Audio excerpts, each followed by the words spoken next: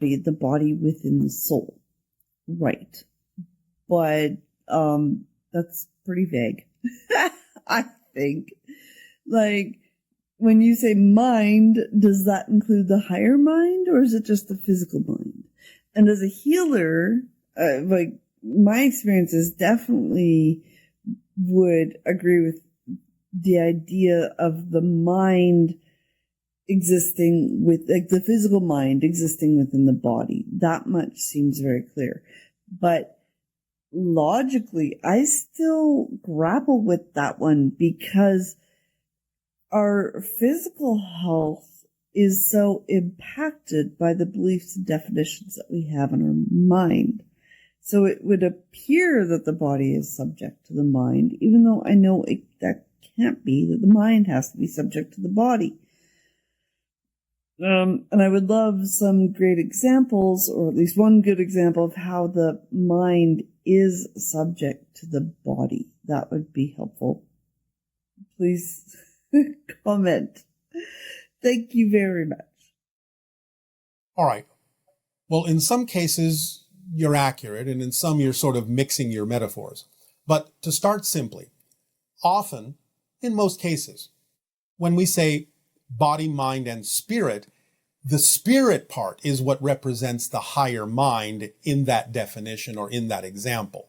Although we understand that spirit can be a different thing, although it still includes the higher mind. So the idea is that, yes, your body can be conditioned by the mind, and the mind can be conditioned by the body in a sort of cyclic feedback loop. What you believe yourself to be, what you think of yourself as, can have an effect on how the body behaves. And how the body behaves can reinforce or have an effect on who you think you are, or what you believe about yourself to be true.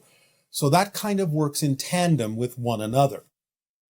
The idea is that the higher mind is above and beyond the idea of the physical mind. Physical mind is simply that which allows you to have a physical experience expressed as the idea of a physical body, because that's just a projection of consciousness, as all physical reality is. So the body is, in a sense, the spirit projecting a portion of itself in a certain way that experiences itself as a physical being. And in order to experience oneself as a physical being, you have to have an organizational pattern of energy within that physical being that represents the physical mind, so it can be aware consciously of the experience it is having. The soul, as we have said, is sort of like unfired clay. The spirit is the ceramic that is the fired clay that represents the particular specific experience you're having as a particular physical identity, and therefore is contained within the oversoul and the soul ultimately. But the higher mind is a splitting of the soul into the non-physical guiding higher mind, and the physical mind having the physical experience. Once the physical mind exists, then the body is subject to the belief systems in the physical mind, and again, the body can reinforce those particular physical beliefs within the physical mind. We do not know if this is a clear enough explanation for you, since we're not interacting with you.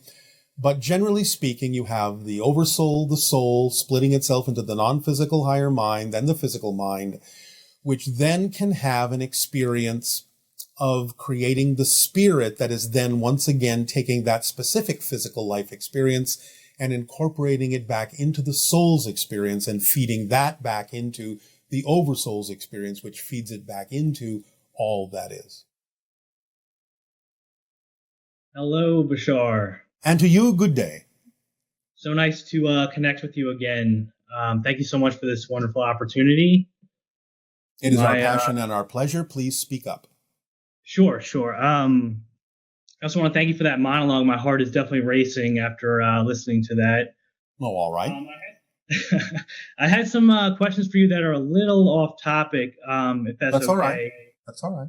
So the first question actually had two parts to it, and it mainly has to do with state of being. Yeah. Lately, I've been feeling that I'm able to embody that frequency, that energy of my future desired self, who in this case is a rap star.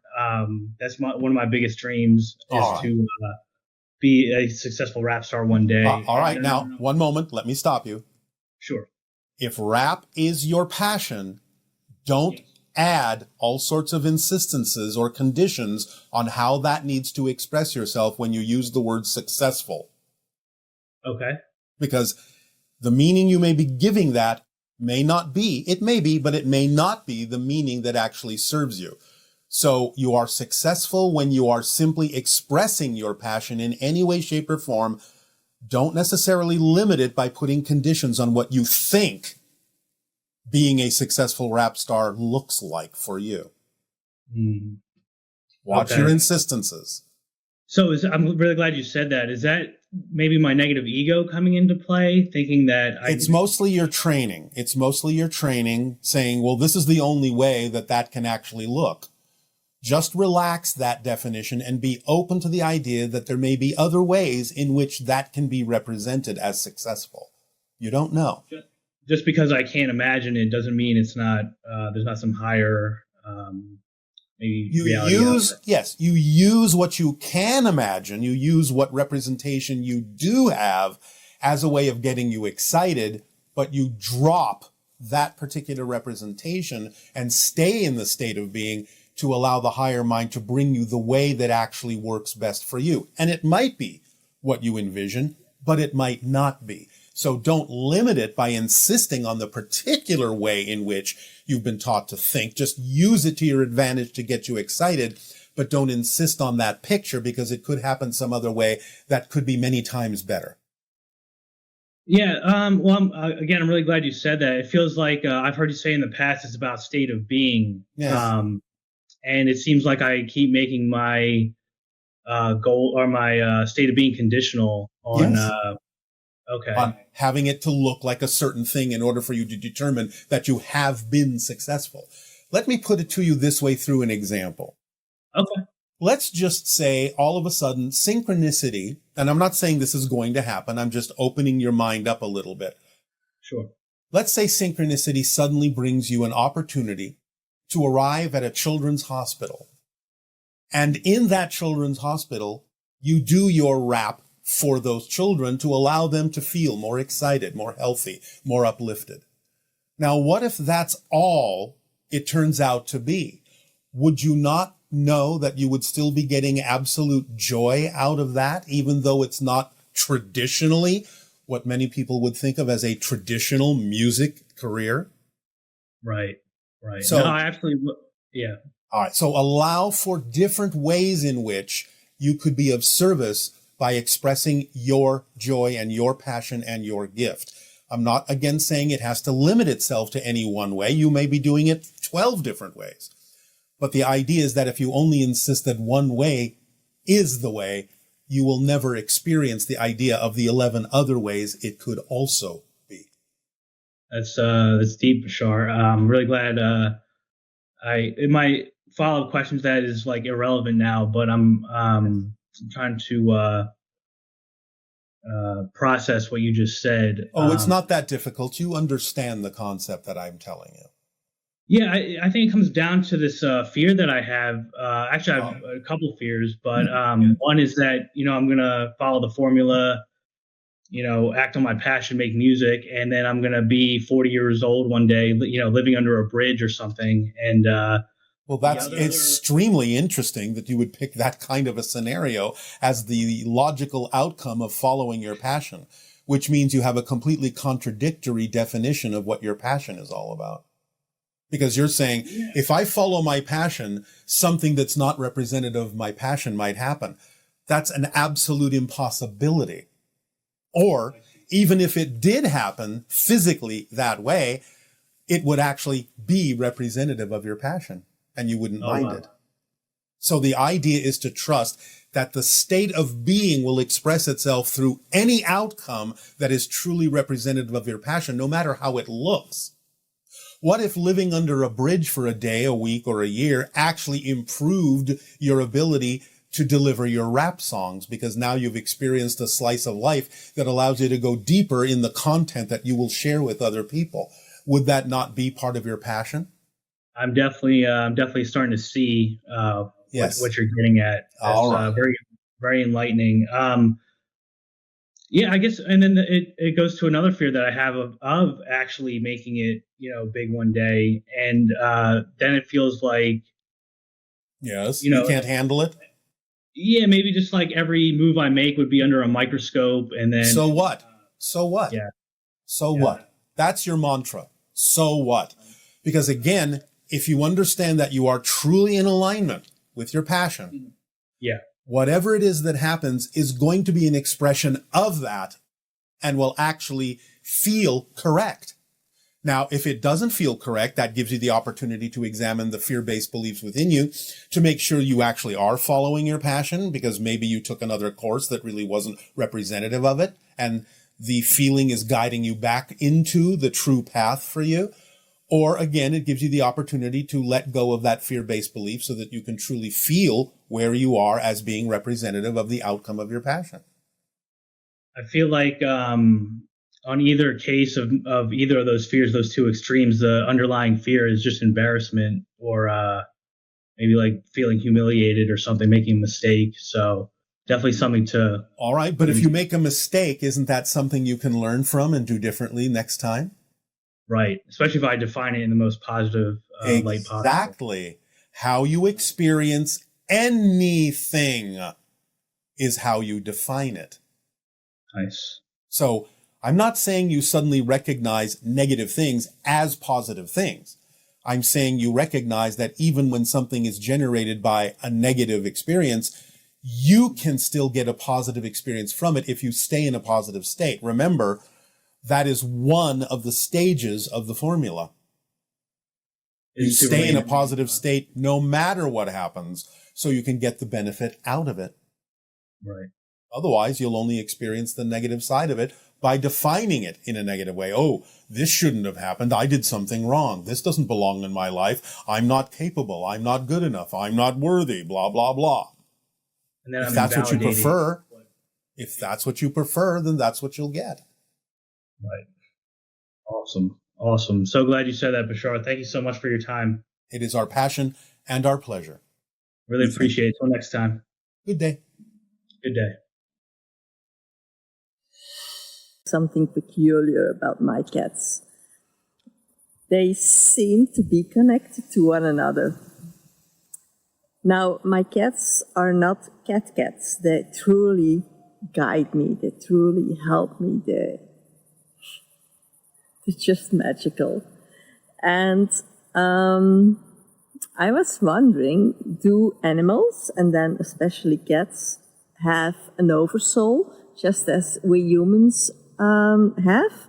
And the cats that truly take on this mission, maybe, to guide humans, do they come from the same oversoul? Thank you for broadening up my perspective on this. Thank you. Bye-bye. Yes, cats can have an oversoul. Now, when we said cats don't reincarnate, we say it in the same way that we say nothing actually does, because everything exists all at the same time, and reincarnation is an illusion from the physical perspective. You can create a sensation in physical reality, a perspective from physical reality that one life happens after another, but the idea is that it's simply a connection to things that exist at the same time and share similar frequencies so that you make that connection and think it's the same being over and over again when it's not. Different extensions of the same oversoul happening from the oversoul's perspective at the same time can play out in linear time-based physical reality as if they're in different times, all connecting back to the same oversoul. So reincarnation is the experience you can have from the physical perspective, but mechanically speaking, there's no such thing for humans, animals, or anything else, because everything exists all at the same time, and you make energetic connections to all these other things to create a linear continuity between them that makes it seem as if reincarnation is the mechanism, when all it is the experience from a particular perspective. But yes, there can be similar vibrations in cats that will be necessary to work with different humans in different ways or other beings in different ways. that creates a continuity that human may need to experience in order to understand what's going on as the lesson being reflected. Hi, Bashar. Good day, good day. I'm Rem from Sarasota, Florida. How are you doing today? Perfect, and you? Good. I'm really good. All right. Recently, I've been excited about exploring the Taoist permission slip called Nea Kung and how it relates to the concepts you share with us. All right. Is it working for you? One more time. Is it working for you? Yes. I'm asking some really interesting questions, I think. All right. Practitioners of Nea Kung store energy in the dantian, or the subnavel. Taoist practitioners theorize that that is an optimal place to store energy because of some of the first cells created in conception. All right. I was curious why it seems like energy is stored in some places of the body more than others. It seems like the body is entirely comprised of energy, so wouldn't any part of it be receptive? You can use it that way, but again, because you are experiencing a physical reality and have agreed to abide by the conditions and so-called rules of physical reality and processes that exist in physical reality, you can also diversify and look at things in ways that compartmentalize things that may be a way that works better for some people than others. So you can say, well, because this is the first cell created, I'm going to focus on that as having the ability to store a particular kind of energy for my purposes. So it's really all workable. You can look at it any way you want, but if you've gravitated to some particular perspective like that, there may be a reason for it. And it could be the reason that that is the perspective that will work for you, or it could be the reason that gets you to ask the question, can't it be done in any part of the body? So you have to determine which answer is true for you with your investigation. I was also curious about how this relates to, because it seemed to me that it would just be automatic by following the formula. Yes, it various is. Types of energy. It is. How does it mechanically, how does that look? How does what look? Following the formula? No. I mean, when does energy get involved in the formula? What is happening with energy in the formula?